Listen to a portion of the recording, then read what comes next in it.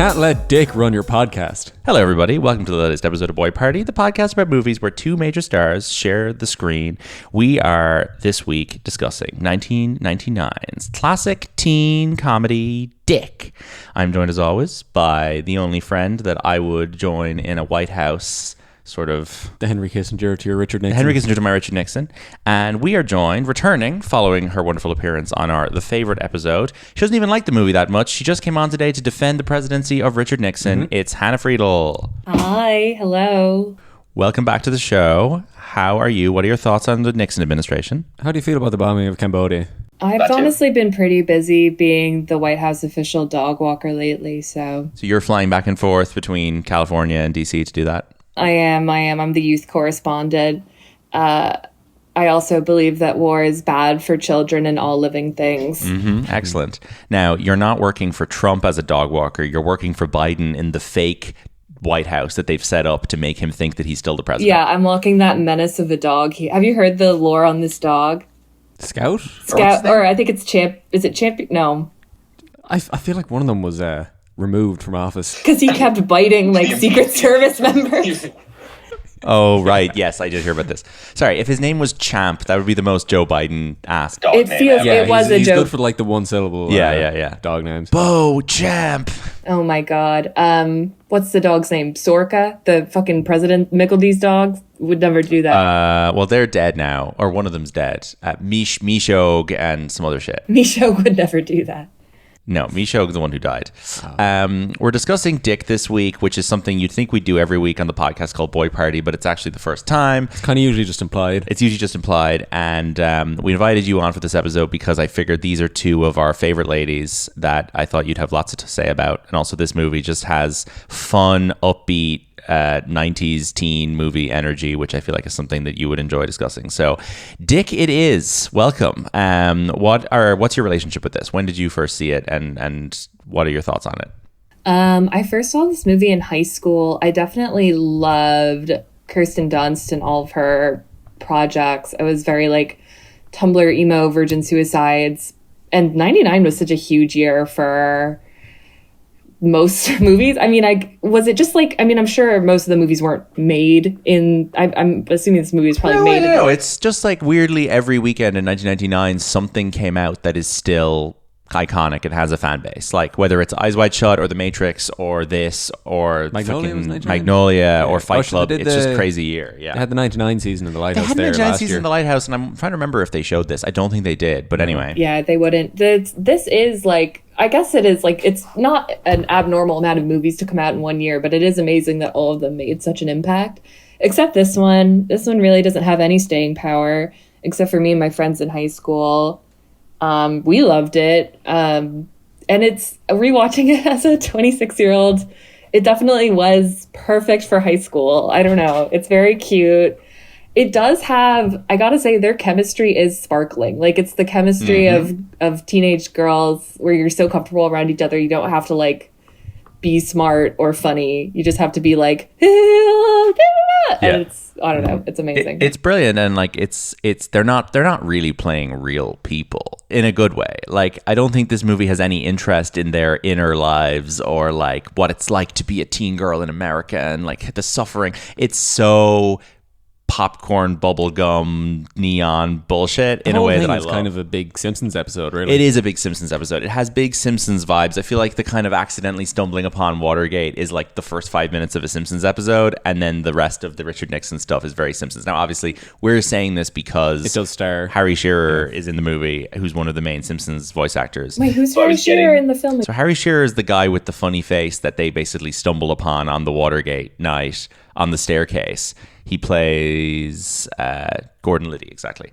But like, as soon as we kind of clocked that, I was like, this has Simpsons vibes. What are you going to say? Good message. I think it's funny. There's a great line, and you can tell I watched this within the hour, that where he says, "This wouldn't happen on my watch, me, G. Gordon Liddy." It says here as well that a lot of the cast members in the film were Saturday Night Live people of the time and Kids in the Hall people of the time. I mean, Will Ferrell is one of the first people to appear in it because he is playing Bob Woodward, and you've got Bruce McCulloch as Carl Bernstein. I thought that was Michael Ian Black. It looks like Michael Ian Black. Michael Ian Black has a cameo in the new Superman as Fox News, like Tucker Carlson type presenter, and it is like the only good joke in that whole film. It's really fun when he shows up. But it sort of weaves the Watergate lore and all of the Nixon stuff in really cleverly with its kind of hysterical teen comedy in a way that I think is really clever and like it's not too smart for its own good. Like it doesn't feel like a movie that's like, it's not a feature-length SNL sketch. Mm-hmm. Like The Simpsons is a better comp tonally, I think. And it really latches onto like the 70s like groovy revival of the 90s mm-hmm. in a really like tangible way. Like, I don't know, I'm obsessed. I work at a vintage store. I've worked in vintage stores for a very long time. I'm obsessed with the clothes in this movie. It was honestly hard for me to like not pause it the entire time. And yeah, it's so colorful and bright, and everything has like weird like patterns and like seashell shapes and like underwater kind of vibes. And you cannot anticipate what either of them are going to be wearing next. Like, I don't know, especially Kirsten Dunst's outfits just get crazier and crazier. It's great. I think there's a good parallel there between kind of the hysterics of teenage girls and probably the Nixon administration, who, from records I've heard, was very paranoid and made irrational decisions and just was a bit cracked. Exactly. The way that the girls leave every scene like screaming and running. Exactly how Nixon and Kissinger were behaving in their political lives. They're both shown to be as valid creators of foreign policy as each other. So exactly. War is bad for children and all living things. Yeah, it is like a perfect satire of the Nixon era in inserting these two utterly hapless characters, but not like, you know, buffoonish men. It's like women with a certain kind of social intelligence, mm-hmm. but like, which would be more effective, honestly, in running government than the actual men who were in the jobs, you feel. More or less. I mean, who did worse, Arlene Lorenzo or Henry Kissinger? Yeah, but the fact that these two actresses I like so much is definitely helps this to be a film I liked a lot rather than found really annoying. Like, I do wonder if this was I'm going to say Olsen twins vehicle, mm-hmm. let's say, or if it was like Lindsay Lohan and, I don't know, a contemporary of hers. Let's just say the teen stars of this era that I'm not particularly fond of, Hilary Duff and Lindsay Lohan. I don't think I would be able to get through it. I think that you really have to buy into these two girls, that their shrill and hysterical behavior is endearing rather than insufferable. And I do think it's a very fine line, and they got two of the best actresses of the generation. And if you ended up with the Olsen twins or whoever, this would be awful. And I think, okay, I don't know because Kirsten Dunst hadn't been in like comedies before this. She was like Little Women and Interview with the Vampire. Now she's in Jumanji, but like her role in that is just like the girl who's scared. She doesn't do like ad libs and everything in this are so funny. Like when they're walking, mm-hmm. they're like, "I love McDonald's hamburgers," or like French fries. It's so, and then she's always making these like crazy cartoon faces. Like she was definitely in tune with like the tone of the movie, like the Saturday Night Live, but not an extended sketch. Like, yeah, but after this, and then I guess Bring It On is soon after it, she doesn't do comedy anymore. Like, I'm trying to think of cases where she's been campy for a second there. She just really had that. Yeah. Now, what do you think of Bring It On? Because I really don't like Bring It On. I like Bring It On. Yeah, I feel like everyone likes Bring It On. No, they definitely showed Bring It On as part of that. Oh, no, sorry, that's not a 99 movie. I don't know. They've showed Bring It On at some point in The Lighthouse. But I know friend of the show, Brendan, did a crazy Bring It On franchise marathon a few years ago where he watched like the 6 Bring It On direct-to-DVD sequels that Kirsten Dunst is obviously not in. And he drove himself insane watching them all back to back. But like otherwise, in terms of comedy, like she's in like dramedies like Eternal Sunshine and Elizabethtown, and she's in really, really appalling comedies like How to Lose Friends and Alienate People with Simon Pegg, but like she's not getting to be funny very often. Oh, I just remembered Drop Dead Gorgeous. That was her other big. Yeah, I haven't seen that. Is she a lead? Yes. No, actually, this is why I'm thinking of her like this. I think she has her 3 big camp movies, which is, well, Bring It On, she's actually a little more sincere. It does strike a way more sincere chord, but Drop Dead Gorgeous. Have you seen it, Shane? I have not. Oh, it's great. It's got they all have these like cute Minnesota accents, and it's very about that. It's Denise Richards, it's Kirstie Alley. It's a mockumentary about a small town local beauty pageant, and all the contestants keep dying in random in like Final Destination ways. And some of the jokes are really 99, but it's great. Cool. But like the scary thing about Kirsten Dunst as a child is how she looks the exact same as she does as an adult. Like if you see Interview with the Vampire, she's like, I don't know, 10 in that. And she's like this little vampire child talking to Tom Cruise. And she's got the same fucking face that she has today. It's really crazy. Like they struck gold with her. They really did. I don't know. And she has such a unique face. She has such a unique beauty. I don't know. Yeah.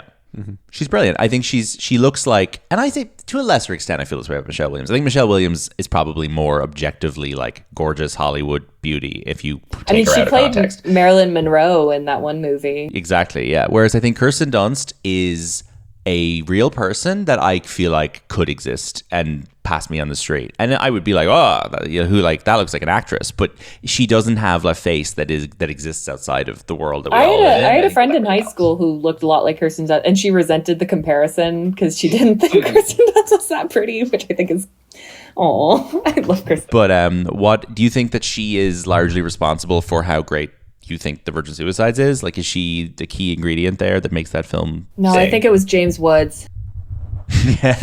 James Woods and Trap Hartnett. Yeah, I think those were the two. Mr. Trap. The Kathleen Turner didn't do it for me. Kirsten didn't do it for me. Sophia wasn't even. Like, who are the other girls in that film? I mean, they don't exist. They don't exist. No, it's just Kirsten and a bunch of her pals. Yeah, just a bunch of blonde women who kind of look like her. It's a really interesting film. I love that film. Anyway, James Woods is in it. Yeah. That's a generational classic that I think has cemented her reputation. Like there's clearly 3 or 4 movies that she's in where you're like, well, Kirsten Dunst is going to be beloved forever, even if she retired now. But like, so anyway, so after this and Bring It On, she's in a bunch of weird teen movies. Get Over It, Crazy Beautiful, The Cat's Meow. There's this movie that me and my friend have been meaning to watch that I believe she's in. You could tell me if she's in this or not. It's called I think it's called Strike! ! Yes. Strike is before Virgin Suicides and Dick. And there's 2 women on this poster that could be Kirsten Dunst. I remember this. And we're obsessed with the career of Vincent Kartheiser. So we want to watch this movie. But it's nowhere to be found in the world. Oh, I'll find it. All right. I'll 100% find it. There are people logging it on Letterboxd, which means that it's available somewhere. Gabby Hoffman's in it. Oh, wow. And Lynn Redgrave. Oh, my God. Okay. Interesting. That's incredible. Gabby Hoffman's on the poster, and Merritt Weaver's in it. Yeah, Sean Ashmore. All right, cool. But anyway, post Dick and Bring It On, she is big teen star, and then she gets cast in Spider-Man. And I really love those 3 Spider-Man movies with Tobey Maguire, and she's so great. She has amazing chemistry with him and has this weird tragic vulnerability to her behind the eyes, which he has as well. And those films feel real working class in a certain way, where you're they're living out in Queens and they don't have a lot of money and her father's abusive and all this, and you're just this is a nice young couple that I want to see succeed in New York. And then by the 3rd movie, she's singing on Broadway and Peter misses her opening night and she's really sad, and you're absolutely heartbroken for her character because she's got this real human thing going on where you're the effects of Spider-Man's life on her are really really, ladies, doesn't it suck when your boyfriend's Spider-Man? It sucks when your boyfriend's Spider-Man. She's really great in Eternal Sunshine. So underrated in that, because her storyline is kind of the more interesting part of that movie almost, where she's developing this kind of crush on her boss, Tom Wilkinson, and going out with Mark Ruffalo at work as well. And then it turns out that he has previously had an affair with her and then wiped her memory of it. And the crazy kind of twist she experiences is that she herself is going back into the cycle of this relationship that she's already been kind of creepily had wiped from her memory. And it's the way she plays those scenes is really incredible. Elizabethtown is an abomination. Have you ever seen this? I had wiped Eternal Sunshine from my mind as well, so you're kind of telling me this for the first time. Sure. Oh my God. I didn't even mean for that to be a joke, but that is a good joke. That was a good joke. Okay. That's funny. Elizabethtown is really awful. Her and Orlando Bloom. That is the kind of initial birth of the concept of the manic pixie dream girl as a negative trope, I feel like, because Cameron Crowe writes her as such a fucking nightmare, one-dimensional woman in that. And then I guess 500 Days of Summer kind of comes a little bit after maybe and like doubles down on it. But then luckily she doesn't really see the effects of that for long because Marie Antoinette is a year later and everyone loves her in that. You love Marie Antoinette, right? Of course. Well, I think I always knew her more for her Sofia Coppola darling roles. It was a big, when I was a teenager, it was a big, you might not have had it in Ireland, but a lot of American girls I knew were into this girl, Tavi Gevinson in New York. She was like a style blogger in the 2000s, really young. And she created this like girls magazine called Rookie Mag.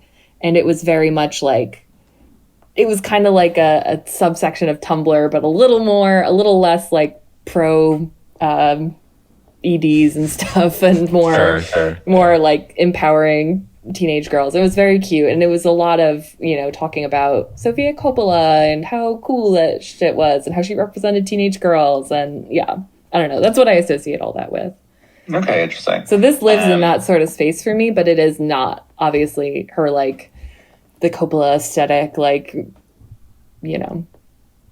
Sure. Like girls are so deep and, inaccessible or like whatever. Sure. Well, there's like 5 years after Marie Antoinette where she's not doing anything much interesting. And then she's in the lead role in Lars von Trier's Melancholia.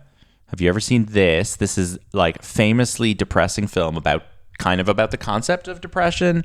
And it's her and Charlotte Gainsbourg and Alexander Skarsgård's in it and Stellan Skarsgård's in it.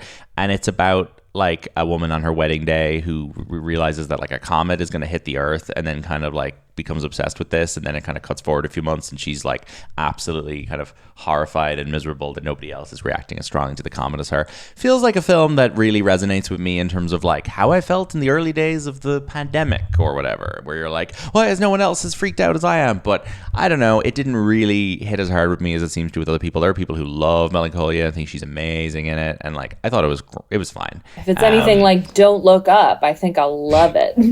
Yeah, sure. At least Don't Look Up like has a sense of humor. I know Melancholia is so miserable; it's like hard to engage with. She's in the Kristen Stewart, Viggo Mortensen version of On the Road, Kerouac. Oh yeah, I hate On the Road. I haven't seen it. Sure. And then there's a really funny movie she's in 2012 called Upside Down, which is about a world where things are upside down. So if you watch the trailer for this, they're like, things are upside down. No, it's not that things are upside down. Is that the world is folded? Yeah. So like you're standing on the ground, but there are people upside down above basically you in the on sky. the ceiling. Yeah, on the whole world has a ceiling. Is this a sequel to Sideways? Okay. Well, no, in Upside Down, they're like the rich people live on the top and the poor people live on the bottom, and you can wave to them, but you can't touch them. But I think she goes to the top of a really tall mountain so she can touch somebody on the other side. Anyway, Upside Down. She's in Hidden Figures as the racist white lady in NASA, and I haven't seen The Beguiled. That's like the one Sophia I haven't seen. I saw that one. Of course, I saw that one. I'm the Coppola. I mean, that's a boy party. You've got Nicole, Colin, Kirsten, and who's such the fourth a person bad movie. I couldn't. Elle Fanning. There is a TV show she was in about 6 years ago, which was like Becoming a God in Central Florida or something, and ran for like 10 episodes. I don't know anything about that. It's one of these ones that the person who introduced me to this movie would watch all that stuff. She probably watched The Slap. Yeah. Which is a foundational show for our friendship. Or maybe The Slap? Yeah. Well, sorry, I haven't told you my Slap story. I met one of the stars of The Slap last week. Oh, you're kidding. And it was the third star of The Slap that I have met in the same hotel in Galway over the years. I have met Zachary Quinto in the Galmont Hotel. I have met Brian Cox in the Galmont Hotel. And I have now met Thomas Sadowski in the Galmont Hotel. And I told Thomas Sadowski this fun fact that I had met 3 members of the Slap, and he thought it was very amusing. So that's my Slap fact. Oh, that's fabulous. Slap facts. Slap facts. Slap facts. We should have a Slap facts jingle. First Oscar nomination she finally gets 2021 for The Power of the Dog. What a boring movie. Honk Shoe. Have you seen Power of the Dog? I tried to watch it. It's so boring. She knew Jesse P. Lemons. Sorry, we haven't mentioned. She meets Jesse Plemons doing Fargo. Really? Oh, goodness. Fargo's 2015. So they're in Fargo season 2 together, which I also did not care for. It's my least favorite of the 3 Fargo seasons. David Thewlis one? No, that's 3. Oh, Two is Patrick Wilson, those guys, and Ted Danson. So she meets Jesse Plemons. That her and Jesse Plemons have become weirdly one of the most sort of beloved actor couples in the world, I think, because they're kind of normal and relatable. Mm-hmm. Like, they seem like normal people. They look so much like each other. Sure. Well, he's Are they the equivalents of each other? No. Yeah, No, I think she's bigger. You think so? She is. Like, she's been around for 25 years. Yeah, that's no. true. Look, I tell you, they both get their first Oscar nominations the same year for the same movie, which is nice. I mean, that's nice in a relationship. Is he a good bit younger? Is that a boy party? Power of the Dog. Not really. But I think that the idea of being in a couple with another famous actor and they are more successful than you and they get loads of awards and you don't get any would be really tough on a relationship. And Jesse and Kirsten have it so fucking figured out that they work things out perfectly that they get their first Oscar nominations the same year. That's nice. That's so perfect. Like, that's a perfect relationship.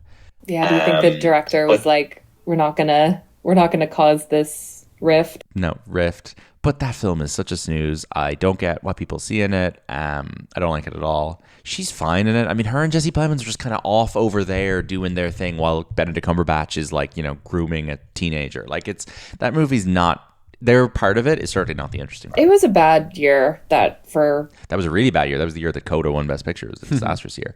And then Civil War is last year. Did you see this? She's really good in it. She's like a war journalist, right? She's a war journalist. Yeah, I think we identified at the time that this is an incredibly rare case of a woman in her 40s leading a film where it's not based around being in a relationship with a man. No. It's a woman having a job movie. Yeah.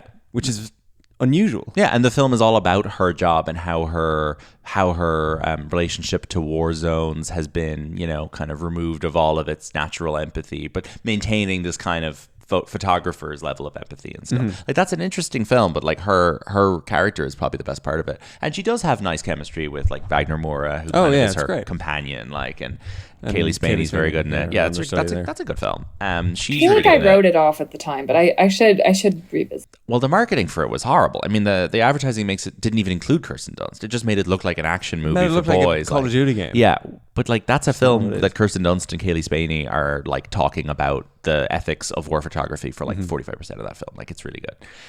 And then she's got a movie coming out this year called Roof Man with Channing Tatum, which is, I'm going to do a big pivot here, is a film directed by Derek Cianfrance, who famously directed Michelle Williams in the movie Blue Valentine. There it is. Michelle Williams, I feel like I'm probably more intense in my feelings on Michelle Williams than you are, but you do like her as well. Of course. She's great. What's not to love? Great. Yeah. I think Michelle Williams is like the greatest. I saw her a couple of years ago. I finally watched Take This Waltz, the Sarah Polley movie, and I was like sitting there watching it, and I came up with this take that like it was one of the greatest performances I had ever seen in a film. I think Michelle Williams can play 360 degrees of a woman in crisis like literally nobody else currently working, and it's incredible. And then this year, when the Dying for Sex miniseries dropped, I was really looking to get that same hit, and I found that show just came short, largely because I just found it too sad to get through. I kind of stopped because it could get pretty sad. Like, I didn't finish it. Did you finish it? I don't know anyone who finished it. No, I was kind of excited to see. I wanted to see it not be sad, but I guess cancer is sad, unfortunately. But everything in it that wasn't sad cancer stuff was just kind of Rob Delaney getting sexually humiliated and stuff that was just kind of bumming me out in another way. Like, they introduced Rob Delaney as this really pathetic loser who lives next door to her, and then they try and turn it into a positive thing that they get into this relationship. But like, I just felt so bad for him that it just made me more sad, because like, she's dying, he's pathetic. Jenny Slate's having a great time. She's having so much fun. And fair play, Jenny Slate got an Emmy nomination for it. She's the world. Tough to get through. Like, really, I thought like Michelle Williams, unfortunately, was fighting an uphill battle there. She really was. Are we going backwards on Michelle Williams? No, let's start from the start. So she's Dawson's Creek, which I've never seen.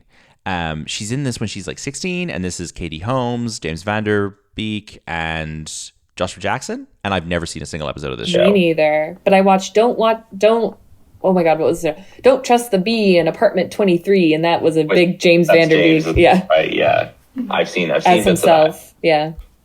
But I think Dawson's Creek was like on for probably like 8 years. It's definitely something that there were reruns of it on RTÉ like early in the morning when I was a child, or TG Carr were showing it or something.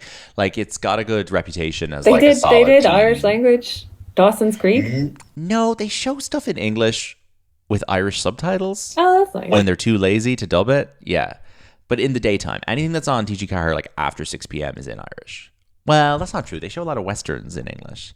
They show westerns. Breaking Bad in English. And all they that show sort of Breaking stuff. Bad They show a lot stuff, of. yeah. They have weird AMC rights or something. They do. Sorry, anything between 6 p.m. and 9 p.m. is in Irish, and then it Yeah, goes I back think to it's after English 9. after 9. Yeah, it's a weird channel. I want to watch Dick don't- Oswego, yeah, honestly. Yeah. I feel like that would be an interesting experience.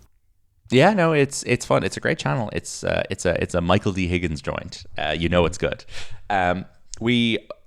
We had a look there. Her first big lead role in a film after Dawson's Creek starts is in Halloween H2O 20 years later, which is the, I don't know, 4th, 5th Halloween movie. And it's Jamie Lee Curtis and she's in it. And who's the young boy? Josh Hartnett's in it. Yeah, okay. And I'm thinking, based on that and Dick, back to back, like there was a route there where Michelle Williams could have become Sarah Michelle Gellar or Jennifer Love Hewitt. Like she has a Sarah Michelle Gellar vibe in these movies where she's got this kind of scream queen thing and she's like made up in a certain very kind of 90s glamorous way. And I'm like, it's weird that Michelle Williams could have become that and instead she became a 5-time Oscar nominee who is known now for playing like sad, damaged women. I think you're right in that, you know, whatever, that would have been her Hollywood posturing. But I feel like on screen, she just isn't like a Sarah Michelle Gellar. I think she's just like so petite and like has this, can kind of make, especially in this film, her, I don't know, for lack of a better word, there's kind of a patheticness that she can communicate, just being like, oh, I'm a poor little silly girl who's in love with Richard Nixon. And I don't know if Sarah Michelle, or if like, I don't know. They're not as good actresses as she is ultimately. It's just that like that's closer to the surface for her. Like she's better able to capture that yearning. Yeah, no, absolutely. And like the kind of roles she plays when she works with people like Kelly Reichardt are like she plays artists and sculptors and curators and like the type of female characters that basically no other major actress is gonna play. Like women that are people I encounter day to day, but maybe that like are not typically considered cinematic material. And like Michelle Williams is like making those kinds of characters accessible to a mainstream audience, like women who are very internal and like make art and like produce stuff based on feeling. And I feel like there's something in her expression that makes that kind of thing very easy to read for an audience. It's really special. I don't know. Which is kind of interesting that now that you mentioned that I've always been a little interested in the choice for her as Marilyn Monroe, and that, what is it? It's like My Weekend with Marilyn. Or My Week with Marilyn, yeah. Is it which? Is that Eddie Redmayne in that? Eddie Redmayne's in it. We watched it recently. I liked it. I thought it was charming. Eddie Redmayne is basically the protagonist. But she's good as like the internality, because everyone talks about like she could turn it on and off, and it's the idea of Marilyn turned off is Michelle Williams, is, you know. Yeah, no, I didn't see the Ana de Armas movie. I don't intend on watching it. I don't know. It's funny that both of them have been Oscar nominated for playing Marilyn Monroe in the space of a decade. Like, it's a weird pair. They are not, like, if you're looking at the two of those and you're wondering which one to cast as Marilyn Monroe, I do think it's Michelle Williams who you'd pick. Well, in the mid-2000s, she is in Brokeback Mountain. She's very good in that. Yep. I mean, that's a film with like 6 great performances. She's probably like the 4th best. Which again kind of plays her playing on, I don't want to say like, but that character, it's all about like this like kind of pity, but also like feeling bad for her, but also kind of, I don't know. She plays, that is such a evocative performance. Yeah. But it's so evocative, and it's more evocative now in hindsight because she meets Heath Ledger. She has Heath Ledger's child, and then he dies 2 years later, and she's raised his child. So like the fact that that's a movie about her being abandoned by Heath Ledger is so devastating now in the context of what really happened there. And they had broken up by the time he died. They weren't still a couple, but like she was pregnant with his child, or had just given, I guess his child was like a year old when he died. God, it's really fucking sad. But like Brokeback Mountain makes it so much sadder because that's such an upsetting film. Can I tell you something? I didn't even know that. Oh God, yeah. Well, that's like the Michelle Williams lore that I think bums people out. I'm gonna let that wash over me later. Her whole existence has just had this like sorrowful thing around it. But anyway, another sad film she's in straight after Brokeback is this brilliant movie that no one has seen called The Hawk is Dying with Paul Giamatti, where he plays a kind of depressed guy who befriends a hawk and trains it. And Michelle Williams is like his friend who talks to him about the hawk. I saw it when I was like 15. I thought it was beautiful. I've been meaning to rewatch it for years. She is great in that from what I recall. She starts working with Kelly Reichardt on Wendy and Lucy, which is a nice film about a lady and a dog. Schenectady, New York, I do not remember what she does in that. She's in it. There's a lot of great actresses in that film. I don't know what she's up to. Blue Valentine is her and Ryan Gosling. And I watched this again the other day because I hadn't seen it in years. Another real bummer of a film. Presents these dual... What were you going to say? Does she do anything... But I mean, like Schenectady, New York is a downer. That's a downer as well. I really haven't. Stuff coming up. I haven't had them all listed out for me like this, but it truly is just. There's some highs coming up. Don't worry. But Blue Valentine is these two parallel timelines of like the relationship beginning when they're young and optimistic, and then them when they're older and Ryan Gosling has lost his hair and they're raising a child and the dog gets run over and they go to a motel and argue all night and have like a really kind of uncomfortable sexual experience with each other like 10 years into their relationship. And like I do think she has like the less interesting part of the two, and I don't think she's like the best part of that film. She's really good in it, but like I'm not sure her and Ryan Gosling actually do have amazing chemistry, and I think that it lets him do all of the kind of interesting stuff and sets him up to do maybe more interesting performances with other actresses that he stars opposite later. I don't know. I'm not necessarily gagging for another Michelle and Ryan team up despite loving them both independently. Then after My Week with Marilyn, she does, as I mentioned, Take This Waltz, which I think is a fucking unbelievable performance. This is a great film about a woman who's unhappy in a relationship. She sees something shiny and new next door and then kind of realizes that she probably isn't happy in either situation, and like Seth Rogen and Luke Perry are the two men in it, and it's wait, oh my god, sorry, I just remembered the high that we're coming to. Sorry, go on. Okay, so keep we're getting to a few. But anyway, Take This Waltz, if anyone hasn't seen it, is an unbelievable film by Sarah Polley. Couldn't recommend it higher enough, and I think Michelle Williams will probably never give a better performance than she gives in that. She's unbelievable in it. 2013, she plays Glinda in Oz the Great and Powerful. Bet you forgot about this. Before Ariana Grande, there was Michelle Williams. This movie has a weird trio of actresses that is Rachel Weisz, who we discussed with you on our previous The Favorite episode, Mila Kunis and Michelle Williams, and you're kind of like, which of these three is going to turn into the Wicked Witch? And unsurprisingly, it is Mila Kunis, because she is wearing darker colors on the poster. She's got the eyebrows of an evil witch. Manchester by the Sea is an absolute hoot of a role. Really good, lighthearted stuff. I adore Manchester by the Sea. It's great. I think it's really good. She's in 3 scenes in Manchester by the Sea, and she gets an Oscar nomination and almost won. And it's her basically as the mother of Casey Affleck's children. And these children have been horribly killed in a house fire because he went out. He went out to get beers in the middle of the night and forgot to put the fire guard up. Yeah, so she is now another movie I couldn't finish. It's less of a struggle than Dying for Sex, but it is harrowing. So she is she kind of runs into him years later when they've separated and they're on good terms, but she can't talk to him without bursting into tears. Where do they run into each other? Just on the street. On the street. They live in the same. But in what town? I think it's in Manchester by the Sea. Oh, the one by the sea. I got you. You're the one by the sea. Very good. Certain Women, the Kelly Reichardt movie she's in with Kristen Stewart and Lily Gladstone and Laura Dern. And I honestly don't really remember her storyline in that. The Kristen Stewart, Lily Gladstone stuff is the part of that I remember. Todd Haynes is Wonderstruck. Very underrated. Great film. Her and Julianne Moore in it. She is the wife in The Greatest Showman. And he leaves her for Rebecca Ferguson. They goes back to her at the end. She does get to be part of the big opening. A million dreams are keeping me awake, which is a good number. And she dances with Hugh Jackman on the rooftops, and she's a good dancer. And her good dancing will come in handy again when she stars in Fosse Verdon the following year. You've seen this, right? No. No, but okay. I'm familiar with the. Sure, I've never finished it. It's Rockwell as Bob Fosse. She's Gwen Verdon. I should watch. I'm deeply fascinated with I don't want to say deeply. I'm interested in the in that weird.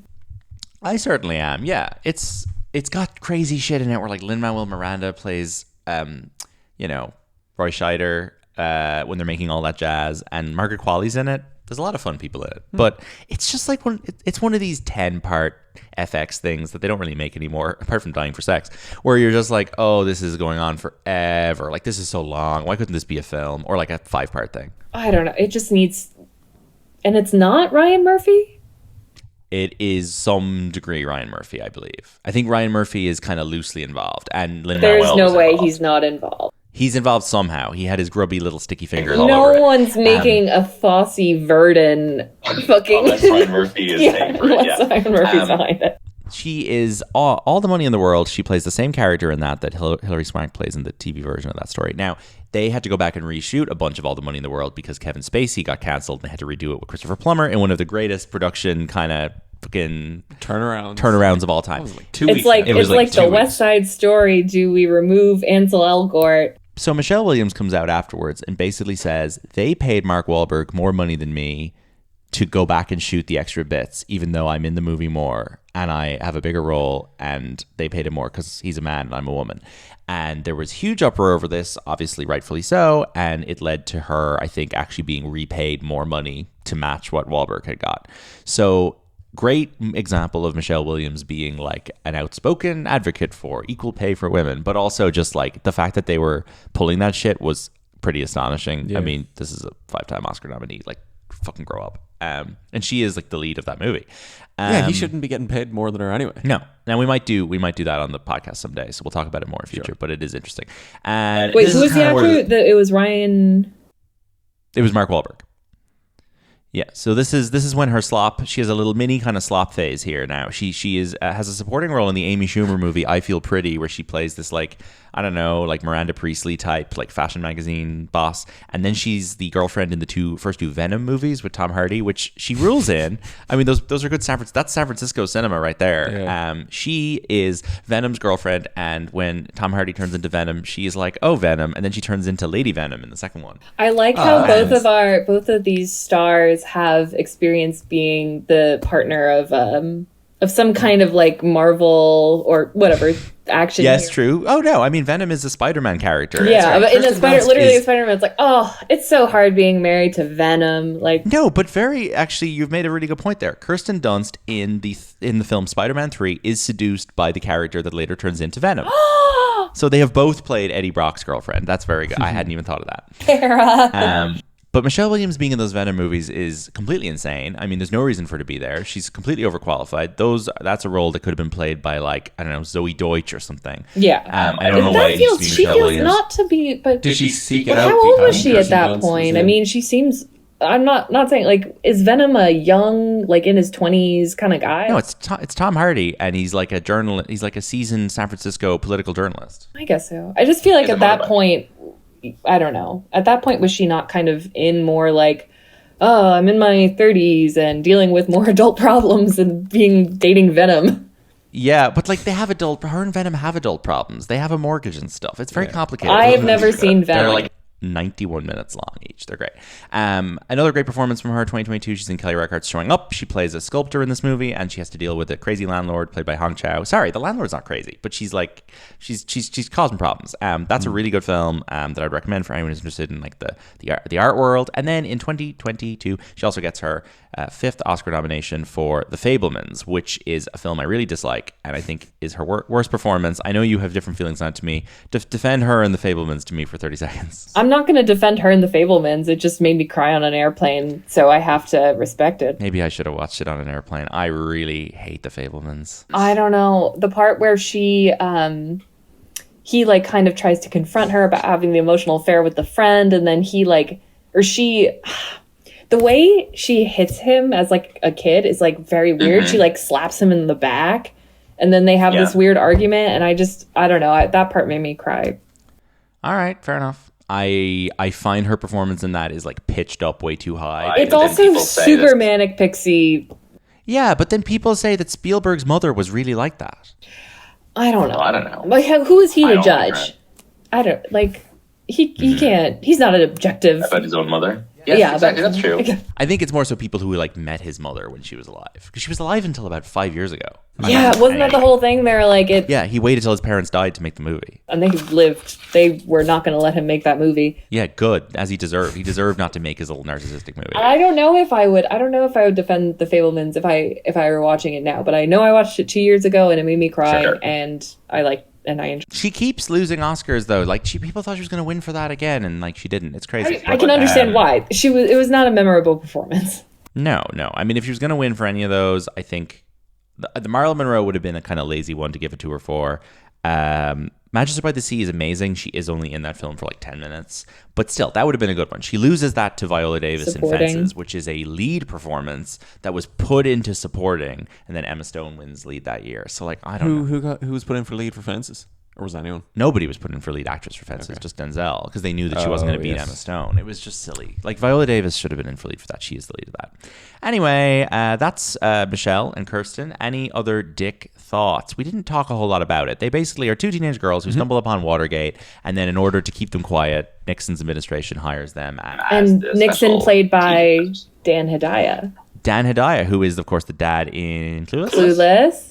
He's in Mulholland Drive briefly, playing this. Oh, he is in Mulholland Drive. He's great. Playing Richard Nixon in Mulholland Drive. No. Who does he play in Mulholland Drive? He plays in one of the guys at the table who's like the mobster who says like, "This is the girl," and his yes, this is the girl. Oh, yeah. I started saying "This is the girl" to people. Yeah, that's great. But yeah, and then Michelle Williams basically develops a crush on Richard Nixon. There's a lot of back and forth with Kissinger and the other boys. They have these really good cookies. We're forgetting Ryan Reynolds briefly in this. Yeah, his name came up in the opening credits, and I was like, that's unexpected to see Ryan Reynolds. Do you remember? Yeah. Had you just was this the first time you saw this? You watched this movie? Yeah, very much so. Yeah. Oh my goodness. Okay, I always remembered, I thought it was so funny when they're making out. First of all, he's like drinking beer through. It's so weird. It's so weird. That whole thing is so weird. But then I love when they go to make out and she starts like swiping her hair over him for like long 70s hair. It's the silliest shit. I don't know. It's so 90s making fun of like 70s hippies. Another favorite bit that I noticed this time was the van they're getting followed by when they're being stalked. It says the plumbers of Washington, D.C. Yeah.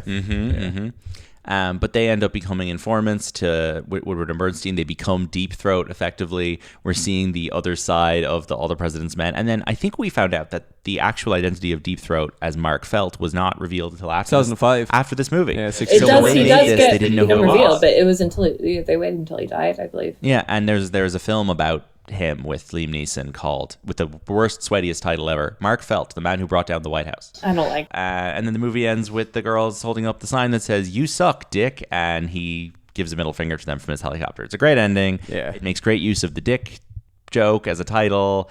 It's great that there's a Richard Nixon movie called Dick, and that this is the one that it is.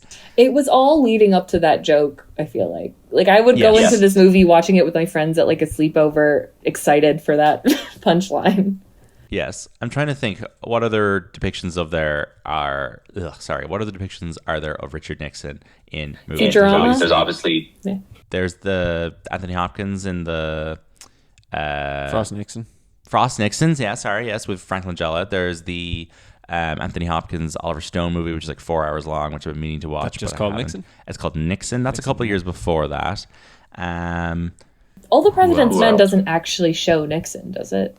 I haven't seen it. I don't know. Oh my god, I was watching Dick with my boyfriend, and I was like, oh, it's playing on All the President's Men. All the Woodward and Bernstein scenes are.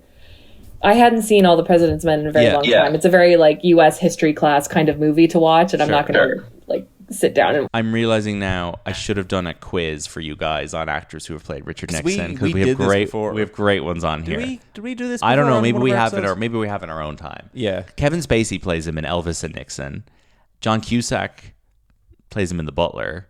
And then Frank Langella, obviously. And then you've got Bob Gunton plays him in a different thing called Elvis Meets Nixon, which is another Elvis and Nixon thing. But it's Elvis is lower quality. Elvis is played by Rick Peters, whereas in Elvis and Nixon he's played by Michael Shannon. Give him like a citizen's arrest badge.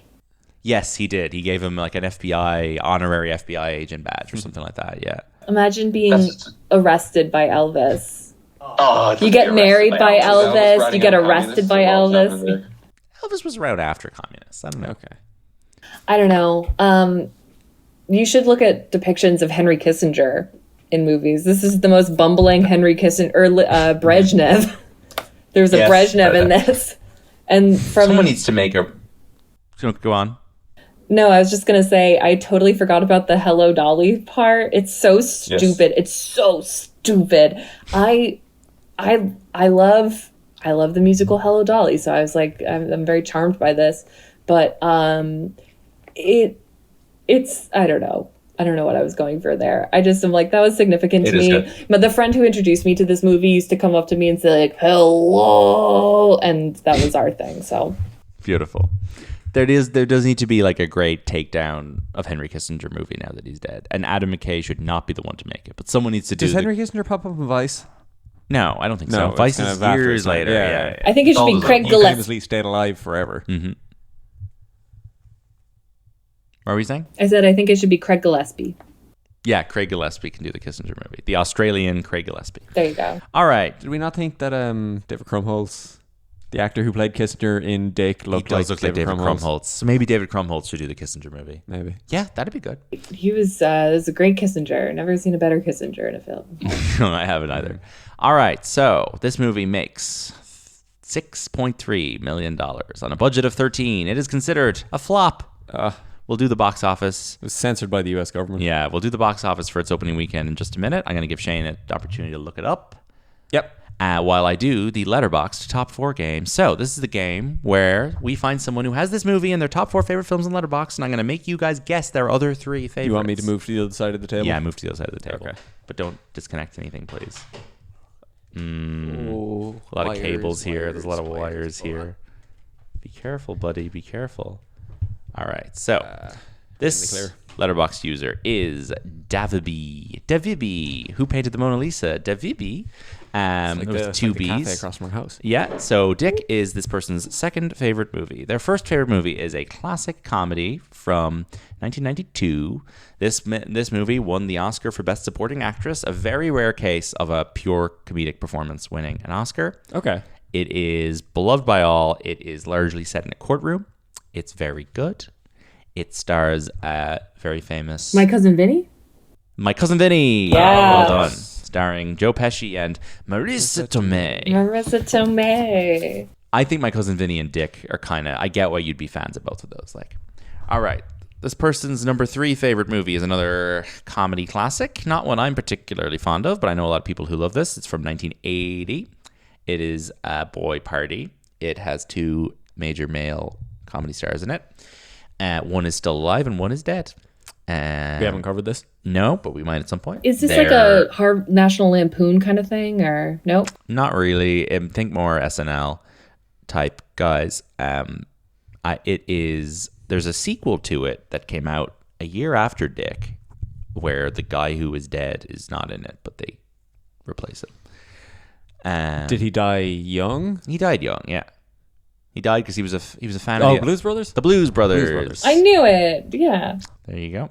And then number 4 is completely left field choice compared to those first 3.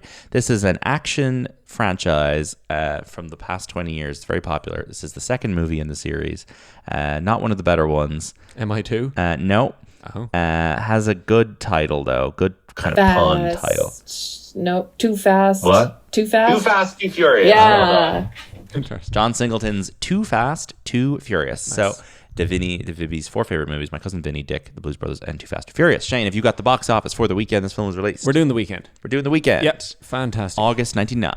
Number 1. Okay. Give us a Was clue. a director we like. Okay. Cool guy. This is potentially his most well-known film. Is this Fight Club? No. Is this Eyes Wide Shut? No. Is this The Sixth Sense? It's The Sixth Sense. M. Night Shyamalan's The Sixth Sense. Oh, the sense that makes you old. That's another bummer of a movie. That is not my favorite M. Night Shyamalan. Mm-hmm. It doesn't feature Mr. Trap, so I'm not as big of a fan of it. Oh, yeah. I watched Trap Love that show. Oh, did you? Did you like Trap? Yeah. I'm That's good a Lady Raven super fan now. There's what was I listening to? Some music last week, and I was like, this is like the music that Lady Raven sings in Trap. Oh, I went to see Dua Lipa, and Dove Cameron was the opening act. And she is so similar to Lady Raven. Is it because her name is Dove? Yeah, well, yes, but she has the same. Themed. She has very similar image to her and a very similar music. Like the music sounded like trap music, which just made me think the butcher was in the venue and freaked me out. They're going to shut this. They're going to lock the gates. Yeah, they're gonna lock the gates. Oh my gosh! I was thinking of. Never mind. Go on. Keep going. Oh, okay. Wait a second. Wait. I'm so sorry. I'm so sorry to interrupt you, Shane. I think you forgot a Michelle Williams movie. What did I forget? Shutter Island. You did skip over. Yeah, I skipped over because I haven't seen it. Oh, for fuck's sake! Anyway, sorry. Is she good in Shutter Island? You guys tell me. I was thinking of the duly appointed federal marshals thing. Anyway, go ahead. Okay. Yeah, I don't remember much about her. I saw that film maybe 6 years ago now. I assume she's like imaginary or something. It's another someone burned down the children movie. There's a lot of things you're saying that are getting clipped on our call, but we're going to hear them on the recording after, and that's going to be so interesting. I said that's a burn down the children movie. Oh, good. I love burn down the children movies. Yeah. Not our first. Yeah, exactly. All right, keep going. Okay, next up, I will start you off with a friend of the show, Dave Hanratty, review of this. Okay. On the big old screen again, the first time in 25 years. Still bone chilling, still perfect, still won't sleep well tonight. So it's a scary one. 7? Is this the Blair Witch Project? This is the Blair Witch Project. You guessed it. Sorry. The Blair Witch Project. Did you have that, Hannah? No, I had 7. Oh, yeah. 7 is 95. Oh! The Fincher in 99 is Fight Club. Yeah, Blair Witch is too scary for me. It's not. Okay, yeah. It is scary. There's a Blair Witch. Linda, the Blair Witch. Who's playing the Blair Witch out of Mila Kunis, Rachel Weisz? I think Michelle Williams is playing the Blair Michelle Witch. Williams, yeah. All right. Next up, you're getting a tagline. Okay. Catch her if you can. Catch her if you can. Yeah. Interesting. This is a bit of a boy party. Interesting. So it's a famous lady? Famous lady, famous guy of, I'd say they're probably in their 40s and 50s at the stage. So it's not The Truth About Charlie. This has got big red letters on the poster, so that's how you know it's a rom-com. It's a rom-com. Yeah. From 1999. Catch her if you can. So she's a criminal of some kind. No. He is. She is running away from a specific event. Is she a runaway bride? She's a runaway bride. Well done. Runaway Bride. Julia Roberts. Haven't seen it? Catch her if you can. The prequel to Catch Me If You Can. Yeah, exactly. If you can't run away from a wedding. Okay, next up, a film that I have a weird association with the Blair Witch Project just because they're both names of films that I don't know what you're talking about when you say them. That's really... This is a completely fabricated thing in my head. Oh, Jesus Christ. Okay. This is a John McTiernan film. Okay, so... What do you get the man who has everything? John McTiernan's The Thomas Crown Affair. It is The Thomas Crown Affair. Yeah. Which is being remade now. Michael B. Jordan is directing and starring in a remake, and Taylor Russell dropped out, and they replaced her with Aria Arjona. Yeah. Cool. Lee Gladstone's going to be in it. Is it worth a watch? The Pierce Brosnan one? I'm not a fan. Oh, okay. It's him and Rene Russo. Mm-hmm. Okay, next up is a film I haven't heard of. Fantastic. Yeah, it's always good. Many such cases. Yeah. Many such cases. Let's stop after this one. Yeah, because I'm struggling to type. This is something you will have no interest in. Okay, great. Bigger, Sports? smarter, faster, meaner. Bigger, smarter, faster, meaner. Yeah, it's kind of like scary situation that you will never find yourself in because it exists in a medium where you will never go. A medium I'll never go. The water, the ocean. Oh, it's a shark. It's a shark thing. It's a shark thing. Bigger, faster, meaner. I don't know what this is. This is Deep Blue Sea. Oh yeah, Samuel L. Jackson's in that. Sure. There you go. All right, and I will call out the last few of this this week. We made it all the way to number 5, guys. We've got Mystery Men. Mm-hmm. Smash Mouth, yeah. Inspector Gadget. Matthew Broderick. The Haunting. Don't know what that is. Matthew Broderick did the score for that. He's Inspector Gadget. Yeah. Or the soundtrack. The Iron Giant. Excellent. Opening week. American Pie.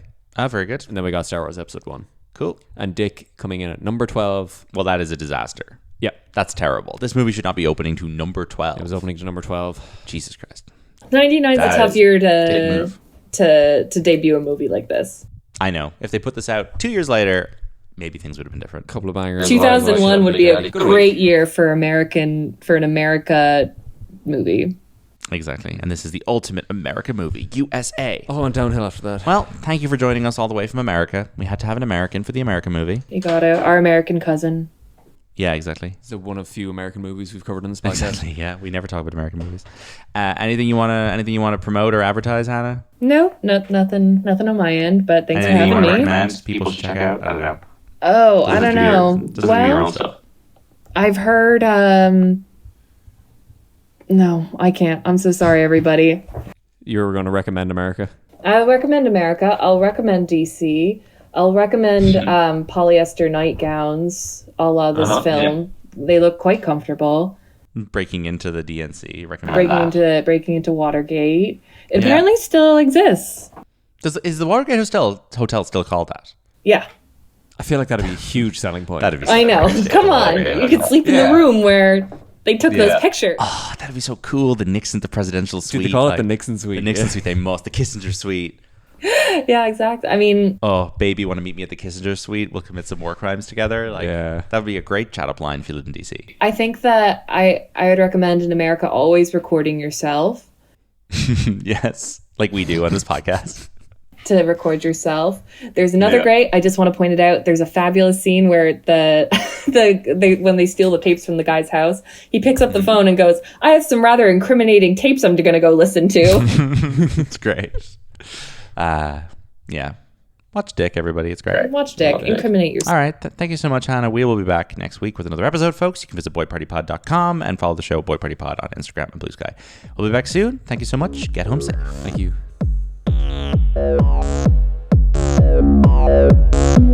Oh,